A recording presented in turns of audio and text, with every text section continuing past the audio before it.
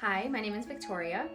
Today I had the opportunity to have a conversation with Marianne about faith, family, and her marriage. And here we go. What is your name?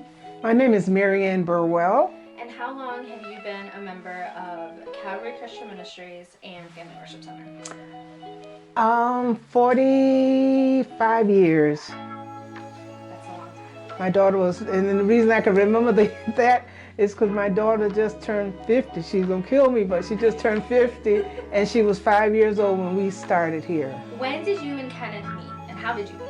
We met in high school in, I think it was American history class, if I can remember, because it was, you figure it's been 50 some years ago. And he failed the ninth grade, and he needed that class in order to graduate. And I was in the ninth grade, so he was sitting in front of me, and I saw this guy, and I was like, wow, he's a nice looking guy. So how long have you been together? 55 years. Next year will be 56 years. I met him in ninth grade, and we got married when I was in the 11th grade. Oh my goodness! Yes, it was amazing because we was married and he had to sign my report card. Oh my gosh! Yeah, well, see, we had to sign report cards and send them back to school, and my husband had to sign my report cards. Oh my gosh. Yes. Where did you guys go to high school? Corcoran High School. Oh, wow. He was the first graduation class of Corcoran High School. Wow. When did you know that he was like the one? I knew he was the one when I saw him in my American history class. Oh, so good. And then he also took me to his prom and also took me to my high school prom. And I knew then that was it. How would you describe your marriage? I don't have anything to compare it with because I was born out of wedlock, and my mother died at a very young age. She was 34 when she passed.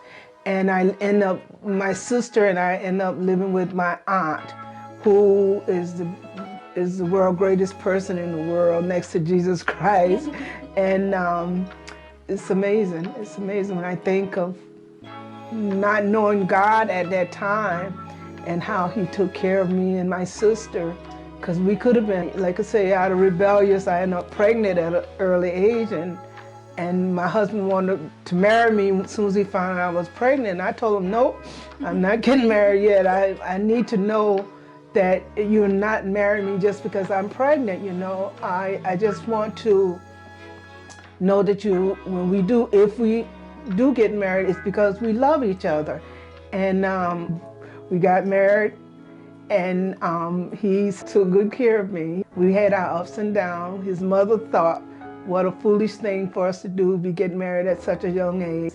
She said, I'll give it 6 months. But you know, I knew in my heart that we had more than just a sexual attraction to each other. We cared about one another. We was understanding of each other. We talked a lot. We, shared a lot of things together, and it was one of those type of There was a real connection, yes.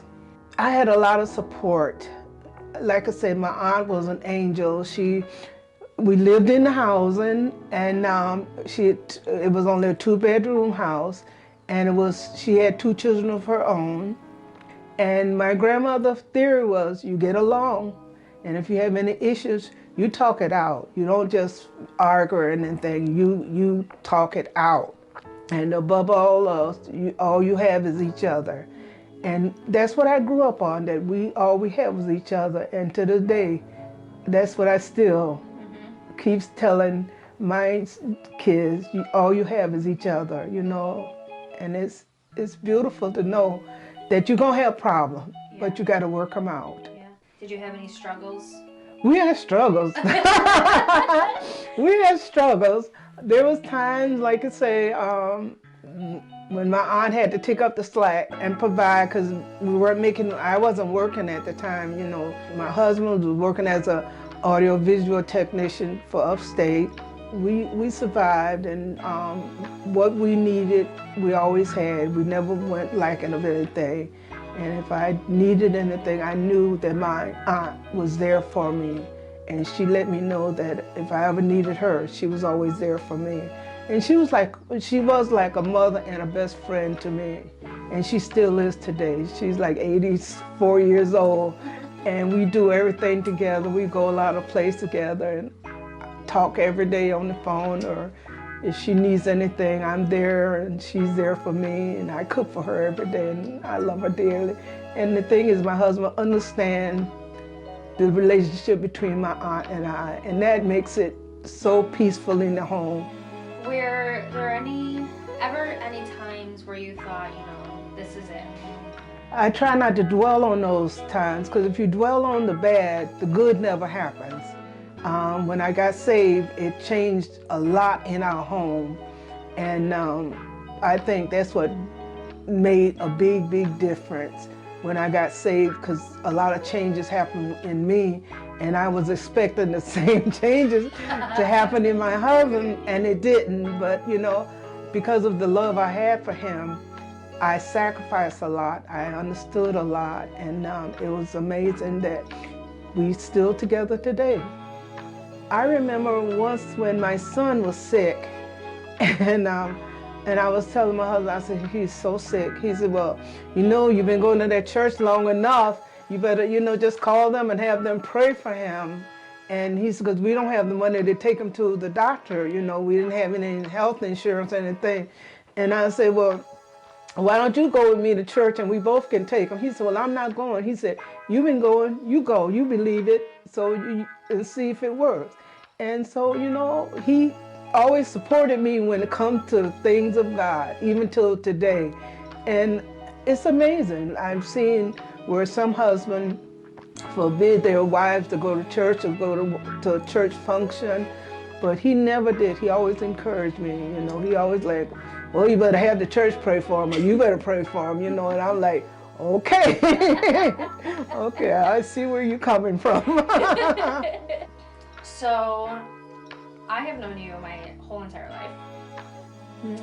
You have been a part of my family my entire life. You were one of my grandma's best friends.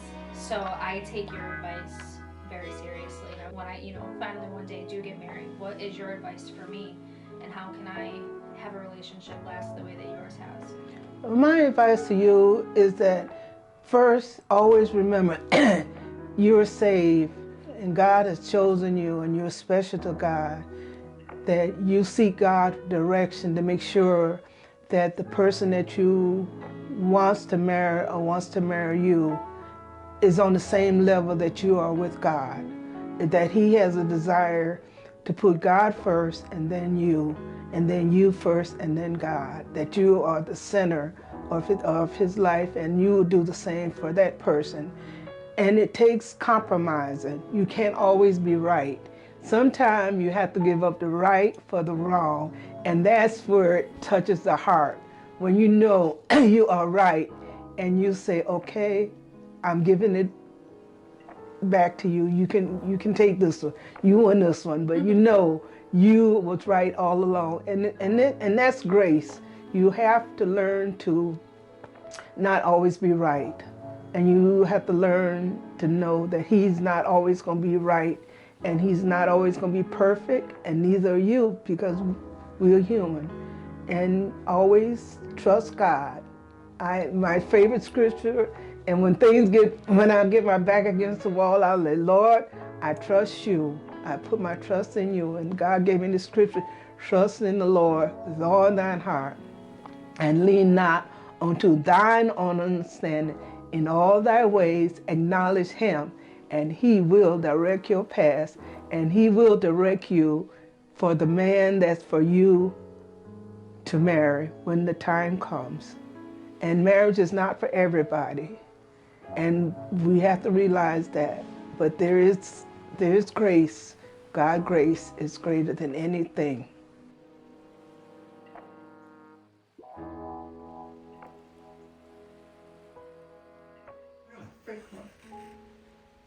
Love you. I love you so much.